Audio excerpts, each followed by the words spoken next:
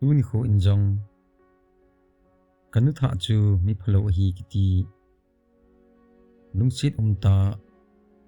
nau chaga hin khuta sim khat anangai khom ki taw te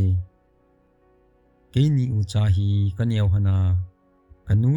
in dal ha hon hitan nu mel hello chu kai hon tai kapa hi gamleng mi ahin sakap thim ta jong na hi kanu lo nung sang hi jong le kapan kanaw to patien ei ve sui honin iti chun gan thei te in kong khosata win hi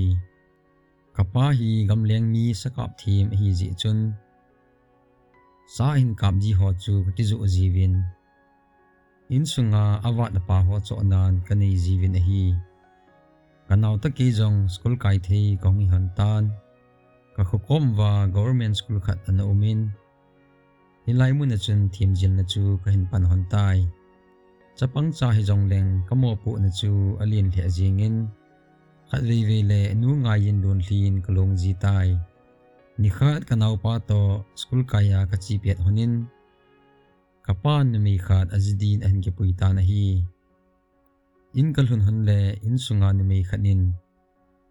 bu an hun chu kamu hanin ke ni jong kalung hun dong le tan chipet ta chun kapa in boy buhun khu na nu han ding ahin salam gobol hon tango tin kapan ei hin se pi hon chun ke ni u cha jong ki panan kadim hon tai iti chun kanu tha ta chun kong ki sin pan tawin ahung lun til chun apha phanan in la pha chom kha zo in kanu tha nun lungthing phalo ahin gyal panin kanaw to gen thei te in kom hon tai school ka kai hon ding jong aza dan nisi an tong ding bo in ei de hon tai ke ni to aga chun akiwa in hiti chun anu phat le ei je phlanin kaka ji hon ting le in sa in thang in za khan te tin kamu hlon ei si pi ji hlonin ni khu tam jo chu kan le li so nan ka hin mang hon ta na hi kapa pe ting ei bol phaji honin kapa po do ting ke ni u chadin gen thei na chu akipan ji ta na hi school ka kai nom han le wangin ei sol han tapon thing hang lo mun chu ke ni din thim jil namun aso do ta na hi loi le pai ot cha nan hin khu chu ka hin mang hon tan kanu mel kamu lo wangin nu ngai nan ka kap kap ji hon tai nele don jong kisu lo hi ta zin kata sa hon jong akim tul tulin dei bangin na to jong ka bol jo hon tapon ni khat ki chol ding jong kanu tha anu anom ji pon hiti chun sungil kel le zai tha niam puma na ka hin to han phanin kanaw pan azo tapon dammo na hin nei pantai kanu tha anu koma ka seile na to an tha hon asit ji anak dammo sa hon hi tin ei ho si hanin kanaw pa la alal he tan heno tin apeng peng tan kavet zolo phanin ke jong kamo ka ji tai kapa gamleng ahung hlunin kanaw pa dammo thu chu ka seile nanu koma na seile ong 18 ka sei nai ahin iman gel poi ka ti phanin kapa jong kanu chungin alung hangin kanu chu avata na hi kapan kanu vo chu ke ni din gen thei ni ki be na ding ahung hikitan ka gel le kamasang hona ling le khaw ka hin pal han ding chu vet zo zai a hitapoi kapan kanaw chu aboi pin anat na chu anasan wal phanin adam mon akon dam do zo talawin alehin kho alha tai kapa jong akisi le wangin phale ni kho an gei sangwal tan kanaw pa ta sa cha koin ngai dam akithumin ha kan akap in kanu tha nu komin hiti hin thu asai tai nang nu mei chawai ji in ka ngai lut pen ka chapan e dal hatan ka koma kunin pot do jingin ati phanin kin jong ka sei thei chan ka tin hepa kanun bol hil jong le ngai dam in lang e dal ha divin sol hi ben ka ti ta na hi kapan chapang ki thip in nang paun the hi poitia e hin pholai ta in kanu no nu chun hiti hin thu a hin sei kit na lai e nang ho pa chu komin kyum hi le na ding ki hauna ta tin ngom selin thu a hin sei pha chun kapa jong alung hang walin kanu chu aluzang ta thing tuma a het pi le khohelowin honglaya chun alun thisan in achup jing tai kapa jong lung hang wal a hi ji chun ipi bol ham jong hewa pon kanu tha nu khohelowa lup chu kamu phanin kadal lu nin heno tia kasap wangin ahu tapon thisan chula honglai avejing in keizong kalung udon manin kanu luchang ki elai chu pun khat kalan katom pi le atisan lun chu ahung ol jawin hinla aman wang kho henai poi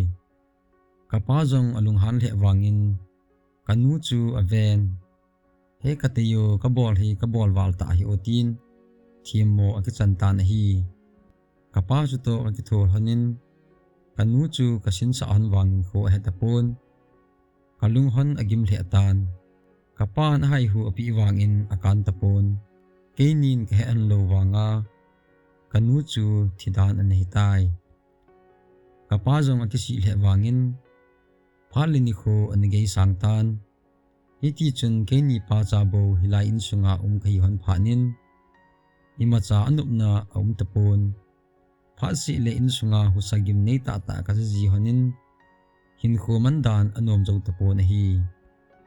kanu lagaw in sunga honglan kanu athi jawa panin in sungin thil uigim nam kazajin kapa koma ka seile akisei ngai poi sei hi in nasei chana ding hi atp jin chupanin kinjong ka sei ji tapoi ahin la thilnam si chu amang di po na hi nikhat hi kapa gamlen na lo aswat phanin gamleng din ikigong in hepa kachang in kom ngampoi chi daing tan katile boy ipini ki chat ham imati punte sa ko hol lo le sumle pai nei tapon kachi te ngai hi ti phat chun kinjong ima ka sei be nom tapon hiti chun kapa chu gamleng din akipat do tai gamleng ho hi atam zo jan tip lang pya hung ji hi win kinjong kapa nga to kopin tap sa ami ki oijin hi le kot ong ki win ko hiding jatia ka vet le koi ma jang ka mukit pon koi ma kam mulo phanin kot chu ka hin sung kam kit ta na hi mei chu ka ki oi ngai bang ka wai kit ta na hi le ka to na bang chu ong ki beng po la in hi le ke jong ka king bang di chanin bang ong ki be apat chun ti jat na ka hin nei ta na hi ka ki chat ji chun mei ha tin ka ti in kamadon donin la ka satan hi le pamlanga kunin kalasa chu ni mei khanin ahin juin chuphanin kalasa chu kangan ko hiya mi dai ham tia ka gavet le kalei tu lai ta wa ni mei khat sambo the thu a ne din chu kamun koini ham ipida nei dai ham hunglung hangleng phalo di he ka ti pi le ka tu sei chu akizamo sa danin awmin thokang hat lai a hi ji in thokang khanin ka keng ahin pe pha chun kinjong ga ki beng li heno tia ka ga akuna ka hungda do paile nimei nu chu kamasang lai tin an dingin akhonin ehin mangun hi le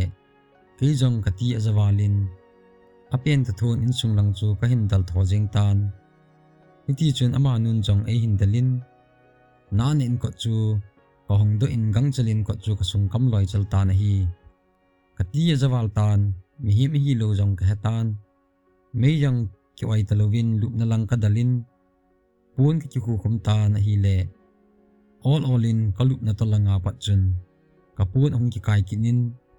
kapun ki sil chu apa hi ji chun akhot nin ka kyang jong tong khan akhot wat dan chu asei ji jang om pu na hi chu pha chun ki jong kati azawalin kape na kapa ka sabjing le kapa jong ahung thung chenin boipu ipiti ni ham kot hung hongin 18 ke jong kati zawal pha chun khohelowin ko tan chu phanin kapan ko chu ahin hlo hongin room lang chu ahin dal lu nin e ko le ko hung king khang in kati zawal ji chun ka ki thing ta na hi kapan ipiniti ham namang si ham tin e dong ta na hi le kinjong kamang asipoi he patin kathil tu ho chu ka sei pi ta na hi le kapan jong ke ko mai tan imati tapon te tin eilung monin hinla kei wang ti zat nan kadim ta na hi kapan jong chin hla chun sa en kap tapun aman jong ke chan cha ven hi le an jong an nom tapun hiti chun jan chol do din kalum han ta na hi jan jong hung so tan jan tip langa hin kapan kanu avo atabang chun insungin husagin khat ka hin jan ahin hi chi husagin chu avelin jong om kit tapoi sun le insung chu anam se jin jan lewang anam si kit jipon ke ni jong hiti chun gen thei te in ka khoson tan kapan la sa akap thei tapon kiwa na ding dang la om thei kit pon hi jong le kapa in gam len chu ngadi lo in achi jingin hi le ni khat hi agam len nan ni khat nin kapa chu samin in amun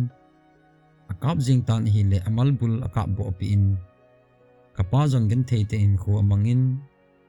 kapa hong su kha a dei banga acha thei lo pha nin imajo si chu keima mo pu na hong hitan gen thei kiti jong le ke gen thei banga le sit chunga gen thei na hin kho mang din jong kata san tapoi